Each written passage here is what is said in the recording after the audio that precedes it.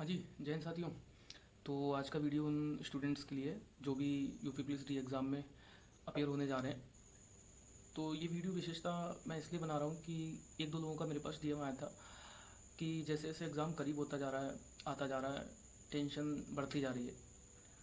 तो मुझे लगा कि एक वीडियो बनाना चाहिए जिससे कि आप लोगों का टेंशन थोड़ा कम हो और कुछ स्ट्रेटजी के बारे में चर्चा करनी चाहिए। जैसे कि आपने थंबनेल में भी देखा होगा कि इन 20 दिनों में हमारी स्ट्रेटजी किस प्रकार रहनी चाहिए कि हमें दुविधाओं का सामना ना करना पड़े।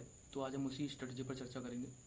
देखिए, स्वाभाविक है कि जैसे जैसे एग्ज़ाम करीब आएगा टेंशन तो बढ़ेगी, बट हमें इस टेंशन को इतना नहीं बढ़ाना है कि हमारे परफॉर्मेंस पे इफेक्ट पड़े, है ना। अगर हमारे परफॉर्मेंस पे इफेक्ट पड़ा तो हमें दिक्कत होगी, है ना। तो हमें इस टेंशन को इतना नहीं बढ़ाना है। स्वाभाविक है, टेंशन तो बढ़ती ही है, बट आपको ऐसे समय पे खुद पे भरोसा और खुद को मोटिवेट रखना बहुत ही आवश्यक है। अगर आप अपने आप को ऐसे समय पे मोटिवेट नहीं रखेंगे तो दिक्कतें बढ़ेंगी, है ना।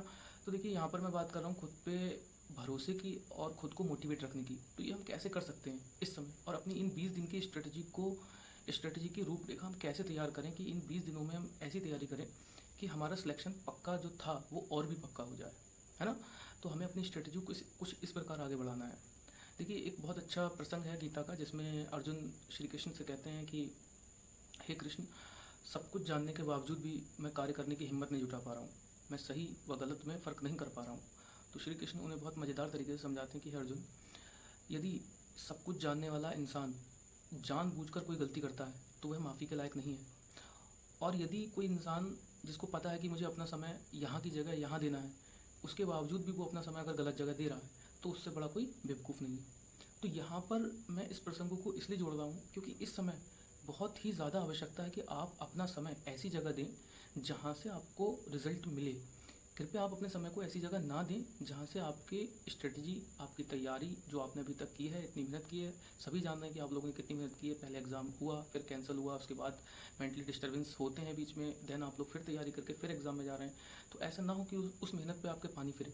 इसीलिए इन 20 दिन का यूटिलाइजेशन आपको कुछ इस तरीके से करना है कि आपकी तैयारी और भी सुदृढ़ हो जाए, है ना। अब इन 20 दिन में हम कैसे तैयारी करें, तो इस पर चर्चा करने के लिए आज हम इकट्ठे हुए हैं। देखिए, ये टाइम इतना क्रूशियल है कि आपको देखिए ये टाइम इतना क्रूशियल है कि आपको खुद पर भरोसा बनाए रखना पड़ेगा।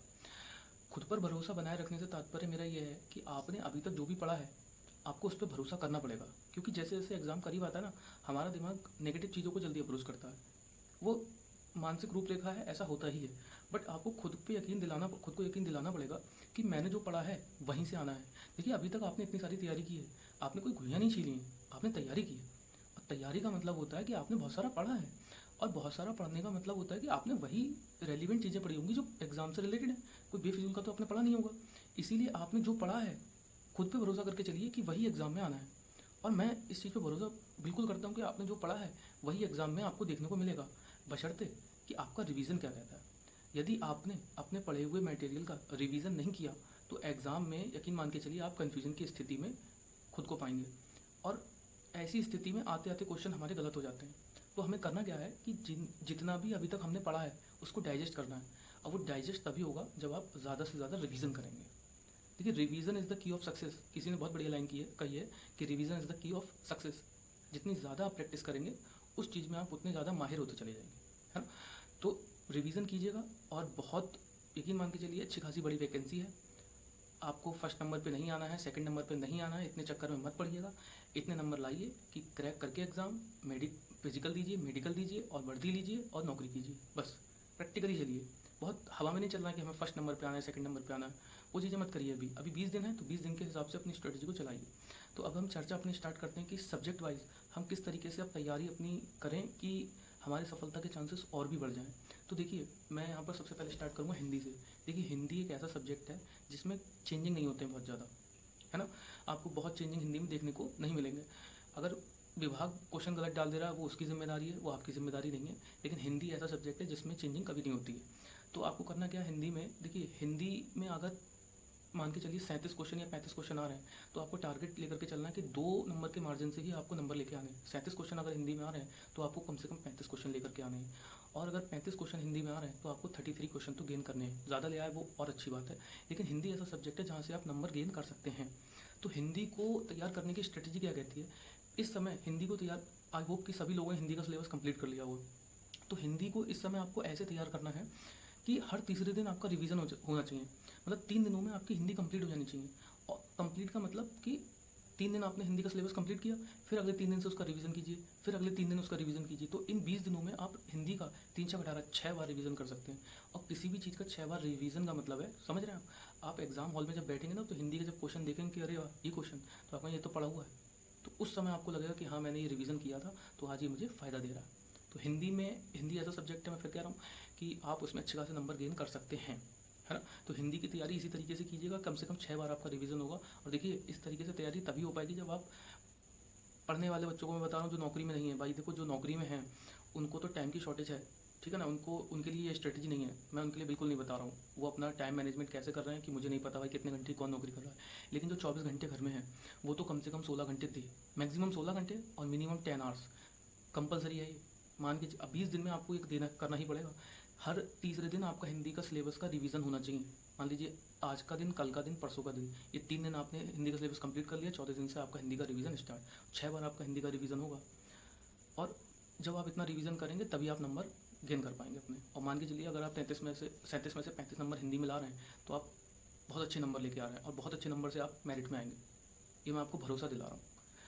देन हम बात करते हैं मैथ्स की। देखिए मैथ्स ऐसा सब्जेक्ट है कि उसमें आप जितनी प्रैक्टिस करेंगे उतना ज़्यादा अच्छा रहेगा। और मैं आशा करता हूँ कि सभी लोगों ने अपना मैथ्स का सिलेबस कंप्लीट कर लिया होगा। तो सभी लोग अब अपनी मैथ की प्रैक्टिस पे फोकस करें और किसी चीज़ पे फोकस ना करें, सिर्फ और सिर्फ प्रैक्टिस।